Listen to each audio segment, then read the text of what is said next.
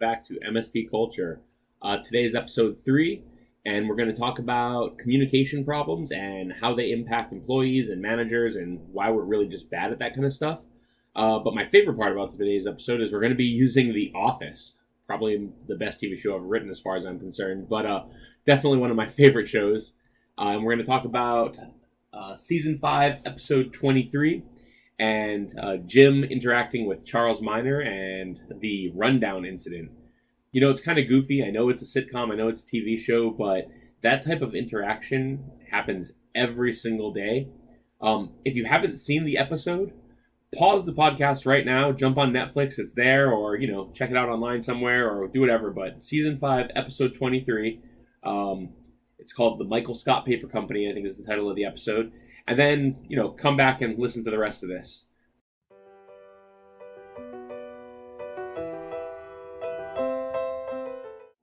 All right. Welcome back. So hopefully by now you've watched the episode. If not, watch it. It's really great, but otherwise you can keep listening. Let's set the stage. So in this episode, Michael Scott creates his own paper company because he's sick of working for Dunder Mifflin. They hire a new guy, Charles Miner. He's a pretty typical manager. Charles is a no-nonsense business type. Jim's already had a few run-ins with him, and he's not too keen on Jim's general shenanigans. So in the episode, what happens is, in passing, Charles sort of asks Jim to put together a rundown of their clients. Now, I don't know what a rundown is. I mean, I could take a couple of guesses, but Jim says, hey, do you have kind of an example? And he gets a little pushback, and not wanting to seem like he doesn't know what he's doing, not wanting to, for Charles to think less of him than he already might, Jim kind of just takes off on his own and begins down the road of figuring out what a rundown might be. For the majority of the episode, he just doesn't do it. Anytime Charles asks for a status, Jim kind of, jokes around a little, comes off really poorly, doesn't know what's going on. Jim tries to reach out, asks Oscar and Kevin what a rundown might be. They have no idea, obviously. And after all this, Jim kind of comes up with what he believes is a rundown. We don't ever see what it actually is. And he says, hey, I have that rundown for you. And he tries to turn it in. And the answer to that is, well, just, fax it off to a bunch of people for us. And Jim asks if he wanted to check it. Of course not. Charles, being the no-nonsense manager that he is, doesn't really care a whole bunch. So he just tells Jim to send it anyway, which leads Jim to send it to his dad because he didn't know what a rundown was, and he certainly didn't know who to send it to. The whole scenario is goofy, but not in a funny way. It's, a very cringy way if you've ever been a manager who've experienced this kind of stuff with an employee, or if you've ever been an employee who just was afraid to ask for clarity on a task. So I wanted to dive in a little bit today and talk about why this happens, what we can learn from this episode. I get it. I know it's a funny show. It's a comedy. I don't know that we're supposed to learn stuff from it, but we really can. So let's dive into what happened here and how we can prevent it, most importantly. Let's start with the root of the problem, the interaction that originally started this. The start of the problem is that Charles Miner, the manager, asked one of his employees to do something without providing a lot of clarity. And the employee was in a position where he didn't really feel like he could ask for clarity without looking like an idiot. So there's two main problems there. One, the manager should have communicated more effectively. The manager probably shouldn't have assumed that anybody knew what something like that was. One of my least favorite words or phrases at work is, they should have just known this. People shouldn't know most things, especially that are work-related. It's pretty, generally not going to work out well if you think people should just know stuff, especially when you're asking for very vague things. But the second part is, Jim should have felt comfortable saying, hey, new manager, I need some help on this. I don't know what you really want from me, especially if he's coming from a place of not wanting to look bad to the manager or to his boss.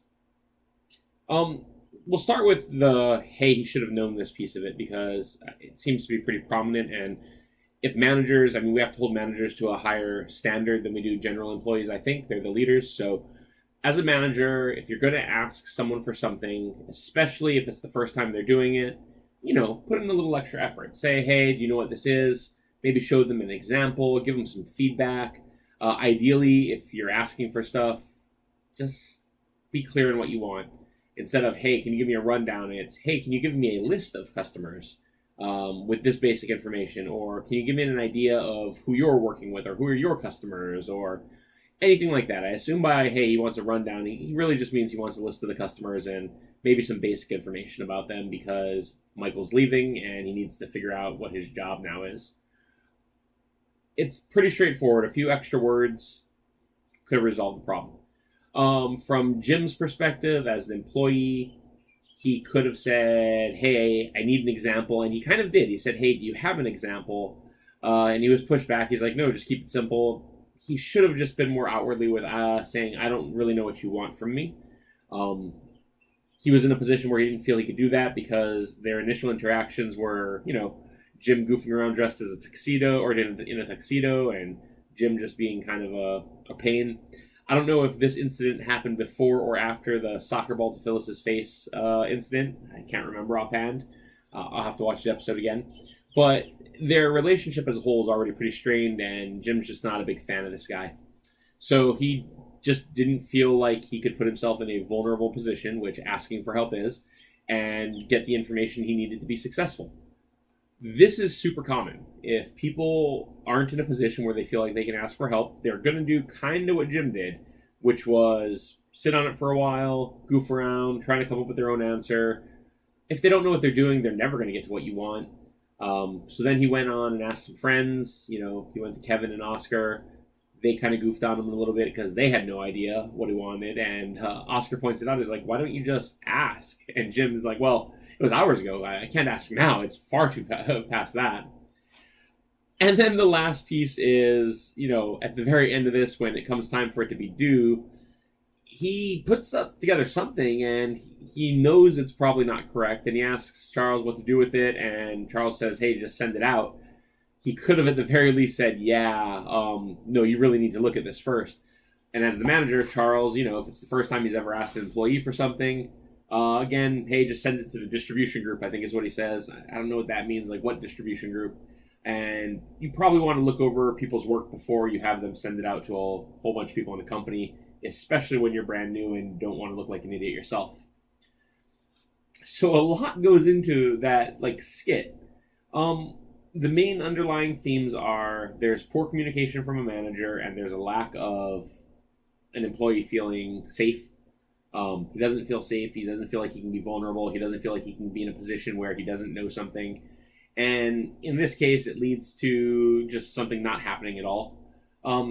Luckily, Charles Miner disappears, shortly after, thankfully. Sorry if I spoiled that for you. The show's been off the air for years, so it's on you.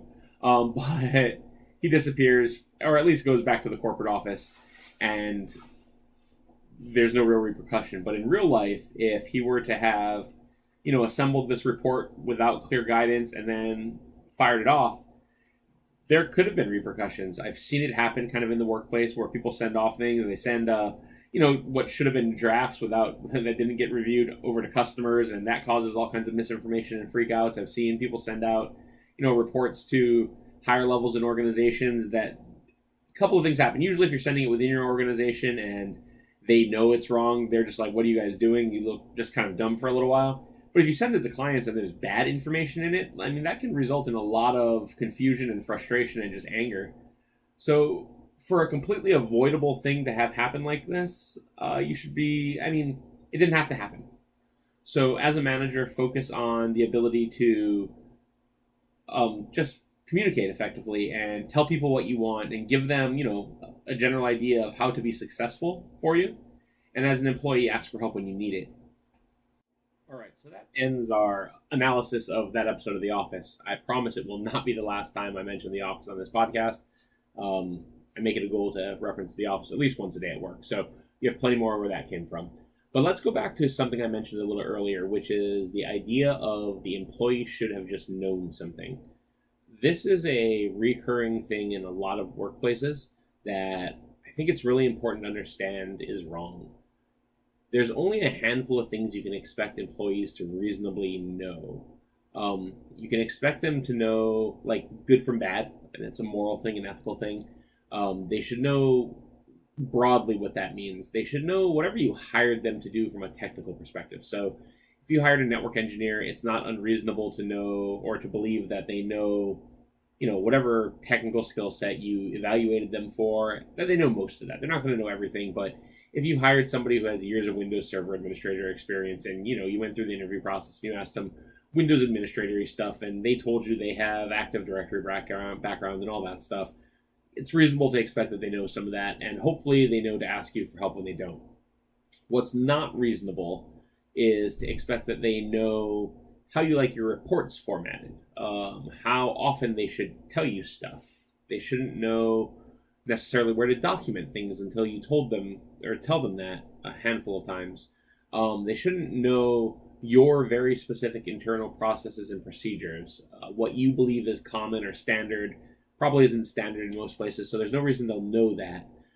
Employees and just people in general need to be taught lots of things, and it's not a bad thing. I've hired lots of people as a managed service provider, and if every one of them came in and did everything the way they did it at their previous jobs, we would be, an absolute mess of an organization, because every organization is slightly different. Everybody does even genuinely best practice type stuff like patching servers and workstations. They do that differently. They certainly are going to do stuff like documentation differently. They're going to store passwords in different places. They're going to arrive at a different date and time. Most of the time you need to tell people how to dress effectively. If you have a dress code, you need to tell people that. If you just say business casual, you're going to get somebody in a rough area of what they want. But if you want somebody to understand that business casual to you means a button-down collared shirt that's been ironed and slacks, not jeans and not sneakers, you have to be pretty explicit, because people won't just know the definitions of the words that you know. So I think it's really important to try to eliminate they should have just known that from your vocabulary. What you should do is, when you run into a situation where somebody has done something you don't want and you think to yourself, well, they should have known that, you have to think, how would they have known that? Did you tell them more than once? Because people don't learn things the first time you tell them. It takes on average something like 5 times or 7 times for someone to hear something before they learn it. But more importantly, if they didn't know it, how could they have found that out? And how would they have known to go look there? As a managed service provider, hopefully you have a documentation solution somewhere where people just go look. At my old company, we used IT Glue. At my current company, we use SharePoint. There's lots of iterations for this kind of stuff. There are lots of tools out there to help with this, but it's important to understand where that lives. If your organization doesn't have a place for those kinds of things, people just aren't going to know where to look. And you definitely have no business telling them that they should have known something, because 1, if they don't know it, they have nowhere to find it out. And 2, I bet if you asked everybody in your company how to do something and you don't have a documentation solution, you're going to get a whole bunch of different answers for the same task. One of the things I learned from C-Level and the team over there, if you haven't heard of them, it's SEA Level. Rex is the owner and founder, great guy. One of the things they taught me about documentation was that it serves a couple of purposes. 1, shows people how to do stuff. 2, putting together the documentation helps you really understand your own process. And 3, it gives you a reference point when someone does something wrong. If somebody does something in a way that you didn't really expect it to happen, you need to reference some source of truth. And it can't just be what you know to be true. It has to be documented. It has to be there. That way it's pretty certain that everybody knows that is the source of truth, and not just what you're remembering it from the last time you did it. This gets really, really, really important in growing organizations. So, if you started your MSP and grew it to a few people, it's really easy to communicate how to do stuff and what those standards are from person to person. As you grow to 10, 20, 30, 50 people, you're not the one doing the work anymore. So 2 things are going to happen. 1, you're not going to be there to teach it to all the new employees. And 2, it's going to evolve without your input generally. I went from help desk to engineer to senior engineer to manager. And as I did things on the help desk, I would learn how they were done. And if I found a better way to do it, I'd do it the better way, because why wouldn't I? The correct thing to do in that case is take it to the team and say, hey, I think I found a better way, evaluate it, and everybody get on the same page. But that's not normal, or it's not natural. It has to be taught. It should be normal. But even if I did do that, the likelihood that we would then go train that methodology to, say, all the engineers, if it's not something that impacted their day to day, is pretty low. So now you have a bunch of engineers, some of which who used to be maybe system administrators. They think they know how to do something because they're not aware of the new updated version, and they start training people what is now the wrong way. If there's a documented solution somewhere or a documented method, they can refer to the documentation and be like, hey, this has changed since the last time I did it. It gets even further as you go up the ranks kind of in an organization. Maybe the engineers still kind of observe that work happening, so they know things are changing, but I bet the engineering manager doesn't know that. And beyond that, I bet the director of operations doesn't know that, or the owner of the company doesn't know that, because why would they? So you need a solution in place to be your source of truth. That way, if you run into a problem where someone did something wrong, you as a group can sit down and say, hey, here's what happened. Why did you do it this way if the documentation says to do it this other way?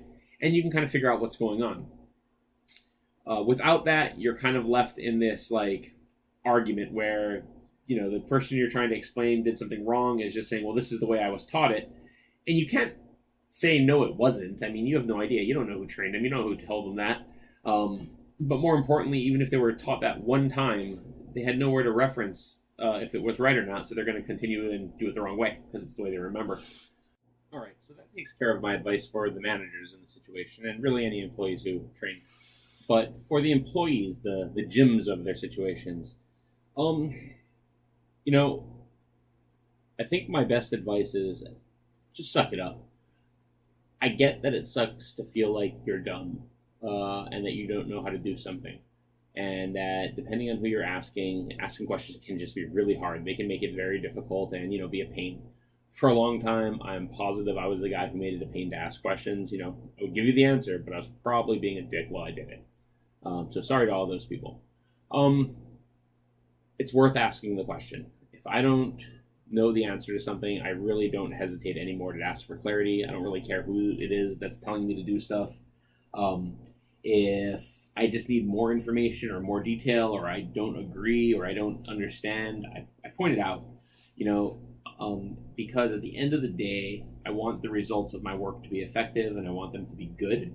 And to have a good result, you need to have a good start. You need to know what you're being measured against.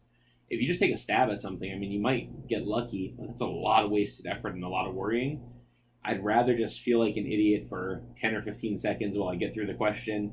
I think in Brene Brown's most recent book, she said that feeling lasts for 8 seconds. So as long as you can get through the 8 seconds of shame that you're feeling, you'll probably be all right. So 8 seconds of embarrassment to ask a question that you think is probably simple is probably well worth not wasting hours of your time and turning in a bad result, which then, they're going to find out that you didn't know it anyway. And at that point, you just wasted everybody's time. Or, best case, you wasted everybody's time. Worst case, you screw something up horribly and break a bunch of things and upset a client or who knows what else. So just, suck it up a little, let your ego take the hit, ask the questions, get clarity, ask the questions again if you still don't understand. If you find yourself asking the question a third time, phrase it differently, because you're probably going to run into a wall where you're asking a question, someone thinks they're giving you an answer, and you still don't get it. Just try to reword the question. All right, that brings us to the end of episode 3. Thank you for tuning in again. Hopefully you got something out of it. At the very least, hopefully you went and watched an episode of The Office, so it makes it a good day. If you have any other feedback or have any ideas for upcoming episodes, I'm looking to do maybe one of these a week, maybe a little bit less, but in general, about once a week.